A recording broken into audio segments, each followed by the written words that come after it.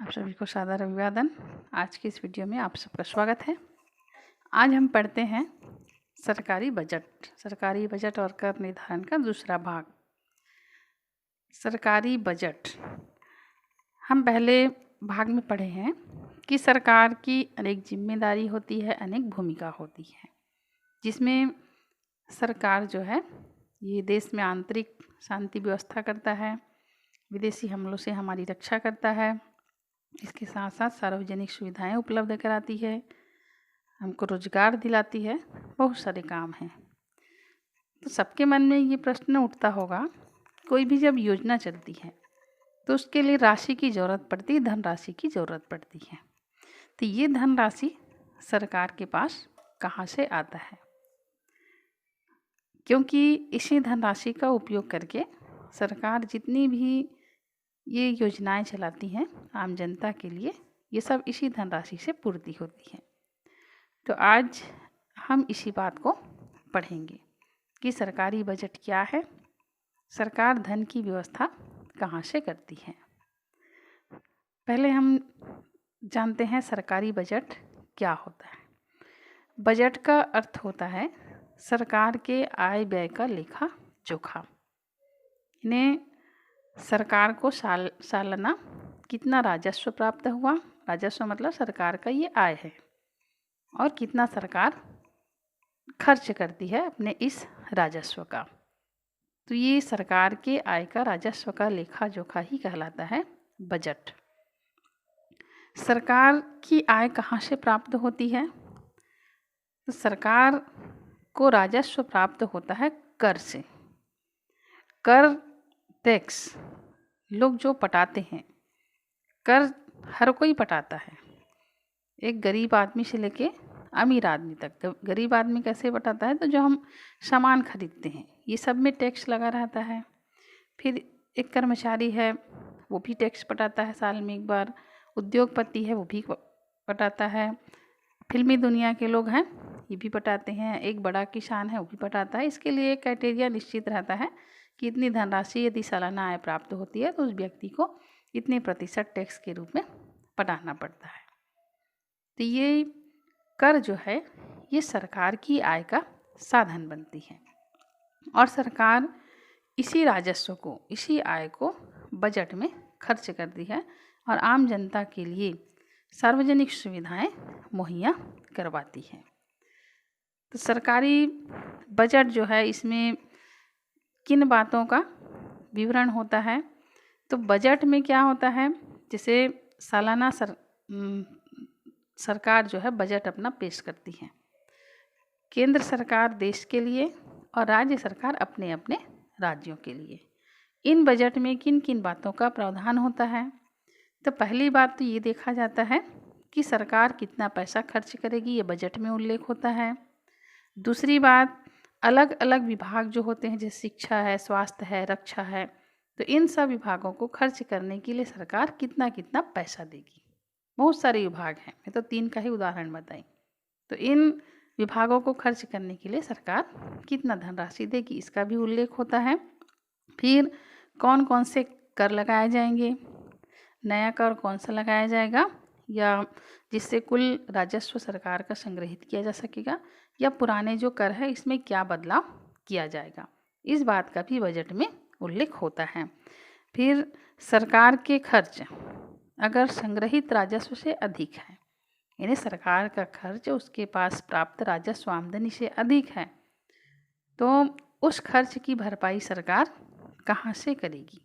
क्योंकि उसको इसके लिए क्या है, उधार लेना पड़ेगा। तो सरकार कुछ योजना भी बना करके चलती है ताकि बजट जो है संतुलित रूप से देश के लिए पारित किया जा सके। तो इन 4 बातों को सरकार ध्यान में रखती है। इसमें ये छत्तीसगढ़ का बजट है, इसको हम बाद में देखेंगे। पहले हम बजट पास करने की प्रक्रिया को देखते हैं। देश में जो केंद्र सरकार है वो पूरे देश के लिए बजट पेश करती है। वित्त मंत्री जो है देश के लिए बजट पेश करता है। बजट जो है संसद का जो लोकसभा है इसमें पेश किया जाता है। बजट लोकसभा में ही पेश होता है, इसको आप विशेष ध्यान रखेंगे। लोकसभा में जब वो पूर्ण बहुमत से पारित हो जाता है तब फिर वो जाता है राज्यसभा में। राज्यसभा में फिर वो पारित हो जाता है, ज़्यादा से ज़्यादा राज्यसभा उसको 14 दिन तक रोक सकती है। फिर वो जाता है राष्ट्रपति के पास हस्ताक्षर के लिए, और राष्ट्रपति जब उस पर हस्ताक्षर कर देते हैं तो ये बजट जो है पूरे देश के लिए लागू माना जाता है साल भर के लिए। इसी क्रम में हर राज्य अपने अपने राज्य में बजट पेश करती हैं। यहाँ भी संबंधित मंत्री अपना बजट पेश करते हैं और अपने राज्य के लिए, जैसे हम छत्तीसगढ़ में रहते हैं तो छत्तीसगढ़ राज्य के लिए छत्तीसगढ़ के वित्त मंत्री हैं, ये अपना बजट पेश करेंगे कि छत्तीसगढ़ राज्य में कितना खर्च होगा, क्या होगा। इसको हम एक उदाहरण से यहाँ पर बाद में समझेंगे। तो दोनों सदनों की स्वीकृति केंद्र सरकार को लेनी आवश्यक होती है और साथ ही साथ राष्ट्रपति का हस्ताक्षर। राज्य सरकार विधानसभा से स्वीकृति लेती है। अब इसमें हम ये देखते हैं कि जब बजट पेश होता है तो इस पर संसद का नियंत्रण होता है सरकार के ऊपर। संसद का नियंत्रण करने का मुख्य कारण ये है कि संसद में सत्ता पक्ष विपक्ष सभी प्रकार के जनप्रतिनिधि बैठे होते हैं। ये हमारे जनप्रतिनिधि होते हैं जो जनता की मांग को संसद में उठाते हैं। यदि सरकार बजट पेश करती है और उनको लगता है कि कुछ बजट में जो प्रावधान है वो सही नहीं है, तो यहाँ पर संसद के सदस्य इस प्रावधान को सही करने के लिए सरकार के ऊपर दबाव डालते हैं, इनकी कमियों को सामने लाते हैं और फिर हो सकता है कि सरकार कुछ यदि दूर भी कर सकती है और नहीं चाहे तो अपने हिसाब से ही बजट पेश करती है। लेकिन सरकार की कमियों को उजागर करने का काम विपक्ष करता है। तो विपक्ष का डर भी बजट पेश करते समय सरकार को रहता ही है, क्योंकि सब जनता के प्रतिनिधि हैं। तो जनता का नियंत्रण भी होना स्वाभाविक है और जनता का नियंत्रण संसद के सदस्यों के द्वारा किया जाता है। बजट पेश करने के समय ये ध्यान दिया जाता है कि बजट लोक कल्याणकारी हो, जिसमें आम जनता को भी के साथ साथ सभी लोगों को फायदा हो। फिर बजट जो है सरकार की योजनाओं का दर्पण होता है, इसलिए बजट जो है संतुलित पेश करने की कोशिश हर सरकार करती है, क्योंकि यदि बजट सही होगा तो सरकार की छवि जो है अच्छी बनती है। बजट सही नहीं होगा तो सरकार की छवि बिगड़ जाती है। तो सरकार ये सुनिश्चित करती है कि बजट सही हो और सरकार विकास के मार्ग में सतत कार्य करता रहे, कोई दिशा से भटके नहीं। सरकार का जो बजट पेश होता है ये लोकतांत्रिक प्रक्रिया का एक हिस्सा है, क्योंकि हमारे देश में लोकतंत्र है और लोकतंत्र में जनता ही सर्वेसर्वा होता है। तो बजट पेश करने में भी जनता के प्रतिनिधि ही सर्वेसर्वा होते हैं। बजट में लंबी बहस की जाती है, जैसे लोकसभा में पेश हुआ, लोकसभा में पेश होने के बाद वहाँ पर लंबी बहस होगा, बहस होने के बाद फिर मतदान होगा, मतदान होने के बाद यदि पूर्ण बहुमत से वो पास हो जाएगा तभी बजट जो है ये पास माना जाएगा और देश के लिए वो बजट फिर उस दिन से लागू माना जाता है। जनता की भागीदारी और बजट में जनता की क्या भागीदारी होती है। तो बजट तो प्रस्तुत करते हैं वित्त मंत्री, जो कि जनता के प्रतिनिधि होते हैं।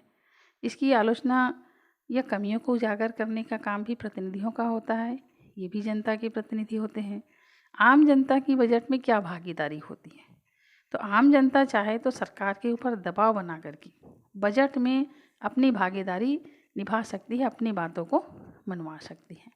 इसका उदाहरण हम एक पाठ में जो दिया है उसको हम देख सकते हैं, जिसमें राष्ट्रीय खाद्य सुरक्षा कानून की प्रभावी क्रियान्वयन के लिए रोजी रोटी अधिकार अभियान, इसमें एक NGO संस्था है, उनके द्वारा दिल्ली सरकार से मुलाकात किया गया और उनसे कुछ चर्चा की गई।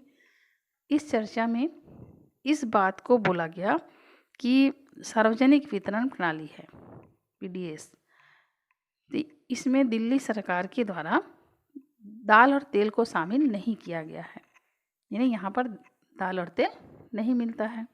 तो इसको शामिल करवाने की ये लोग मांग किए, क्योंकि ये दिल्ली सरकार का चुनावी वादा था। इसी क्रम में इन्होंने ये कहा कि कई राज्यों में PDS के तहत दाल या तेल उपलब्ध करवाया जाता है, इसलिए दिल्ली में भी दाल और तेल सार्वजनिक वितरण प्रणाली, जिसको हम सोसाइटी कहते हैं जनरली आम बोलचाल की भाषा में, तो इसमें उपलब्ध करवाया जाए। अब उन्होंने और ये कहा कि जो शनिवार को ऑडिट, पब्लिक ऑडिट होता है, इसको बंद करवा दिया गया था, तो इसको भी खुलवाया जाए। फिर इन्होंने ये कहा कि जो उचित मूल्य की दुकान में है, उचित मूल्य की दुकान है, तो इसमें राशन कब तक पहुंचेगा, इसकी सूचना देने के लिए बाकायदा SMS आता था आम पब्लिक के ऊपर, आम पब्लिक के मोबाइल में, तो इस SMS को भी बंद कर दिया गया है, इसको भी खुलवाया जाए। फिर दिल्ली सरकार को और एक मांग की गई थी कि जो बच्चे हैं इनको रोज़ाना मध्याह्न भोजन में और आंगनबाड़ी में अंडे, दूध और फल दिए जाए। और मांग किया गया था कि दिल्ली के सभी ज़िलों में मातृत्व अधिकारों का क्रियान्वयन बाकी है, जो मतलब महिलाओं को अधिकार होता है मातृत्व अधिकार, इसका क्रियान्वयन होना बाकी है। तो अनुच्छेद 4 के तहत गर्भवती और स्तनपान करवाने वाली महिलाओं को मातृत्व अधिकार के तहत 6,000 रुपये मिलने चाहिए। ये सब मांग जो है NGO के द्वारा, दिल्ली सरकार के द्वारा किया गया। बाद में दिल्ली सरकार ने अपनी बजट में इन मांगों को शामिल करते हुए लोगों के लिए ये सुविधा उपलब्ध कराई। तो आम जनता की भूमिका बजट में अपनी बात को मनवाने के लिए हो सकता है। इसी क्रम में जैसे आप देखते होंगे समय समय पर किसान लोग आंदोलन करते हैं अपनी बात मंगवाने के लिए, शिक्षक लोग आंदोलन करते हैं अपनी बात मनवाने के लिए, स्वास्थ्यकर्ता लोग अपनी बात मनवाने के लिए, पुलिस वाले लोग अपनी बात, यानी जितने भी कर्मचारी हैं, आम पब्लिक है, ये अपनी बात मनवाने के लिए आंदोलन करते हैं। यानी सीधा सीधा सरकार का ध्यान आकर्षित करते हैं कि आप हमारी मांगों को, इसमें जो धनराशि होगी इसको आप अपने बजट में प्रावधान करिए ताकि इसका लाभ हमको मिल सके। तो आम जनता बजट को प्रभावित करने में बहुत ही महत्वपूर्ण भूमिका निभाती है। इसमें उदाहरण दिया है छत्तीसगढ़ का बजट का, छत्तीसगढ़ सरकार का, इसको हम थोड़ा सा देख लेते हैं। वर्ष 2016-17 का बजट है इसका उदाहरण। तो इसमें कुल 70,000 करोड़ रुपये का बजट पेश किया गया, जो कि 15-16 की तुलना में 6% ज़्यादा है। ये हम 16-17 का बजट देख रहे हैं। फिर 16-17 में छत्तीसगढ़ सरकार को कुल राजस्व प्राप्त हुआ था 62,000 करोड़ रुपये, जो कि 2015-16 की तुलना में 5% ज़्यादा है। फिर वर्ष 16-17 के लिए शिक्षा, सड़क, पुल, पेंशन, दवाई व सार्वजनिक स्वास्थ्य के लिए आवंटित राशि में बढ़ोतरी की गई। यानी इन मदों पर छत्तीसगढ़ सरकार के द्वारा ज़्यादा पैसा खर्च करने की बात रखी गई। इसके विपरीत खाद्य और संग्रहण विभाग, इसमें राशि जो पहले दी जाती थी उसमें कटौती की गई और इसमें 2016-17 में बिक्री कर से 12,000 करोड़ रुपए की राशि प्राप्त होने की संभावना है। ये वित्त मंत्री के द्वारा बजट पेश किया गया। तो हर राज्य सरकार इस प्रकार से बजट पेश करती है और केंद्र की सरकार पूरे देश के लिए बजट पेश करती है। जब भी फरवरी महीना आएगा, आप देखेंगे फरवरी के लास्ट आखिरी सप्ताह में, अब मार्च के फर्स्ट वीक में आम बजट जो है देश के लिए पेश होता है। हमारे यहाँ बजट केंद्र सरकार 2 प्रकार से पेश करती है, इसको और ध्यान देंगे। एक बजट जो है ये साधारण बजट कह सकते हैं, जिसमें ये आय का लेखा जोखा सब होता है। और दूसरा बजट रेल विभाग के द्वारा, रेल मंत्री के द्वारा विशेष रेल के लिए ही अलग से बजट पेश किया जाता है। ये बजट रेल मंत्री के द्वारा पेश किया जाता है। तो इस बजट में जनता को पता चलता है कि कौन सी चीज़ों की महंगाई बढ़ेगी, कौन सा चीज़ों की घटेगी, किस में कर ज़्यादा लगेगा, किस में कर कम लगेगा, रेल बजट में कौन सी नई रेलगाड़ी चलेगी, रेलगाड़ी का किराया बढ़ेगा कि घटेगा, कितनी दूरी तक कितना किराया होगा, बहुत सारी बातें इसमें समावेश होती हैं। अब की बार जब भी बजट पेश होगा, आप फरवरी के लास्ट या मार्च के फर्स्ट वीक में इन बजट का सीधा प्रसारण जो है आप टीवी वगैरह में देख सकते हैं, विशेष ध्यान दे करके। तो ये तो हो गया सरकारी बजट, और अगले वीडियो में हम पढ़ेंगे सरकार का कर के प्रकार।